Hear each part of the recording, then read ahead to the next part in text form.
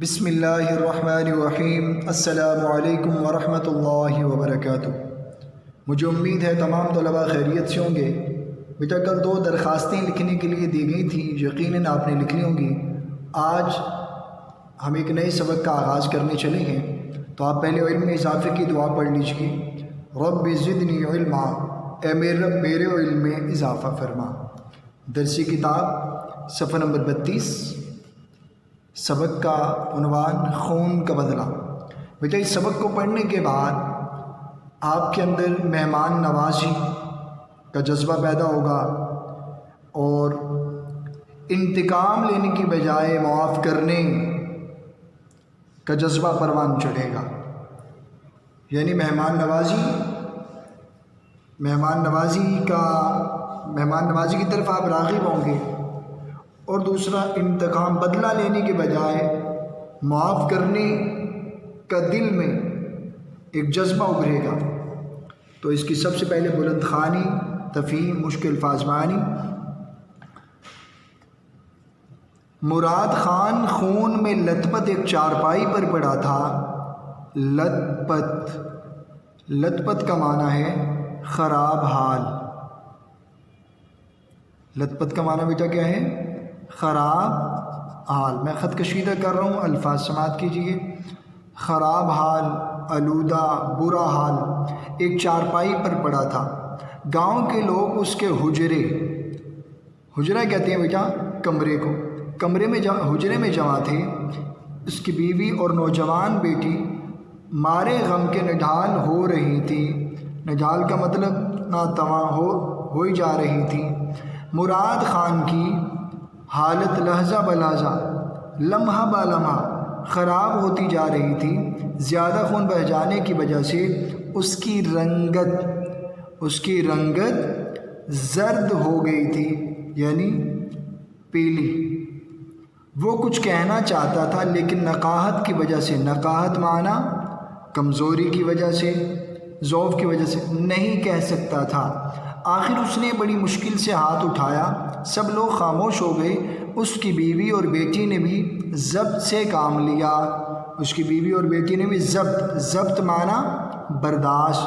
سب کی توجہ مراد خان کی طرف تھی۔ کمزوری اس قدر زیادہ تھی کہ مراد خان کے لیے بولنا مشکل ہو رہا تھا۔ وہ بڑی آہستگی سے کہہ رہا تھا، دشمن تو اپنا کام کر گیا، میرا آخری وقت آ پہنچا ہے۔ اس کی بیوی اور بیٹی دھاڑیں مار کر رونے لگی، یعنی زور زور سے۔ مراد خان نے انہیں اشارے سے خاموش کرایا۔ اس نے کہا، میں دنیا سے ایک حسرت معنی افسوس، یعنی ایسی خواہش جو پوری نہ ہو، حسرت لیے جا رہا ہوں۔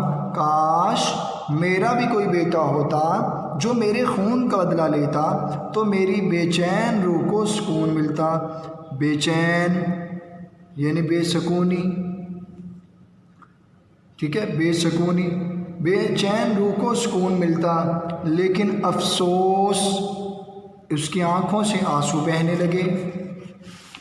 مراد خان کی بیٹی سپن گل یہ سن کر اپنے باپ کے پاؤں سے دیوانہ وار کا مطلب ہے پاگلوں کی طرح لپٹ گئی اور کہنے لگی، بابا تم غم نہ کرو، میں وعدہ کرتی ہوں جب تک تمہارے خون کا بدلہ نہ لے لوں مجھ پر چین کی نیند حرام ہے۔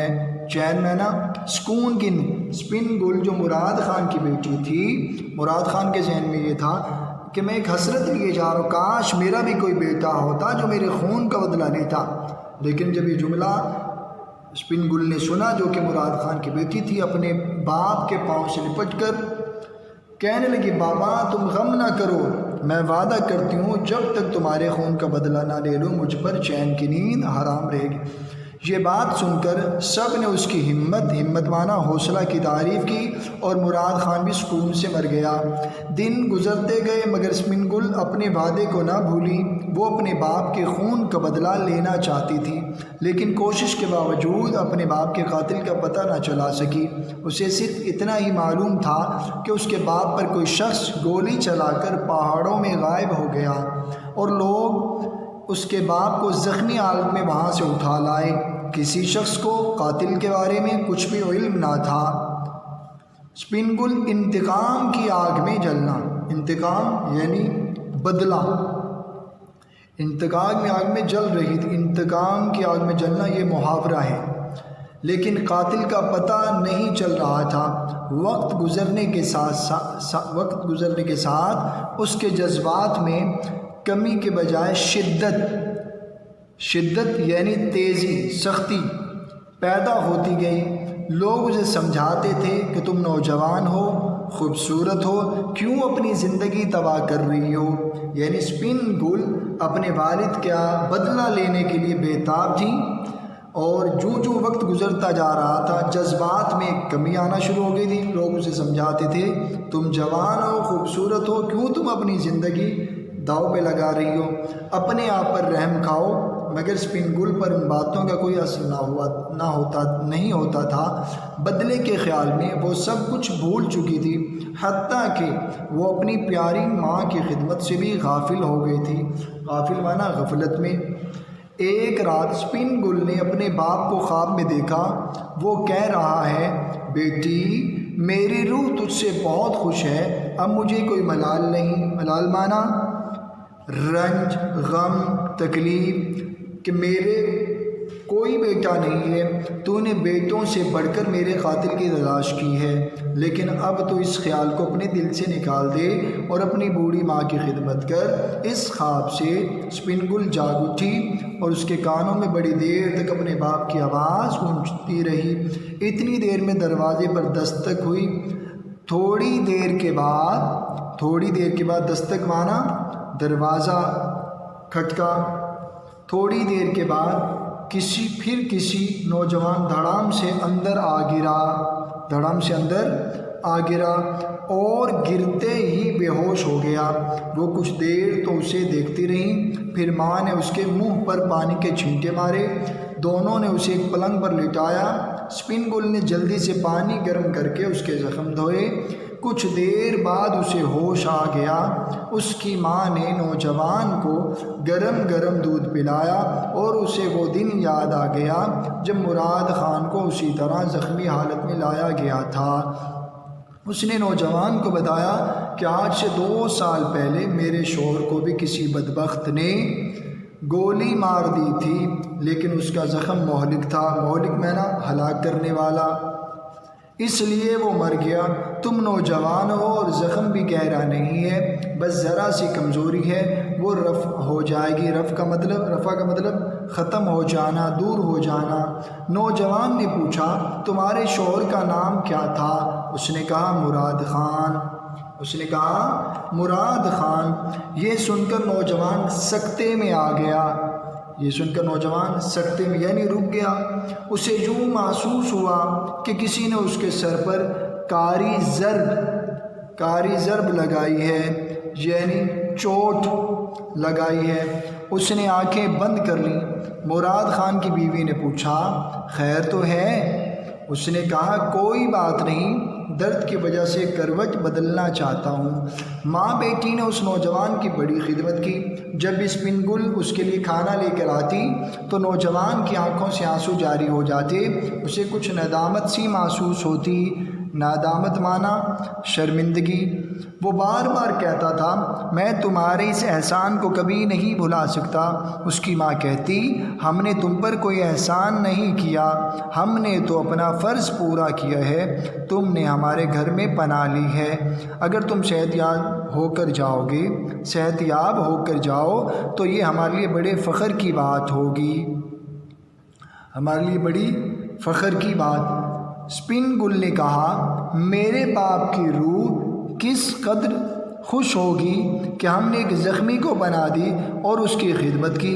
یہ بات سن کر نوجوان چلا اٹھا سپن گل اپنے باپ کی بندوق لے آؤ اور مجھے قتل کر دو، اپنے باپ کے خون کا بدلہ مجھ سے لے لو، میں ہی وہ بدبخت ہوں یعنی بد نصیب ہوں جس نے کسی کے اشارے پر مراد خان کو قتل کیا تھا۔ مجھے خبر نہیں تھی کہ تقدیر یعنی قسمت مجھے مراد خان کے گھر پناہ لینے پر مجبور کر دے گی، مجھے قتل کر دو، میں زندہ رہنے کے قابل نہیں ہوں۔ سپن گل کے سینے میں انتقام کی آگ بھڑک اٹھی یعنی بدلہ لینے کی۔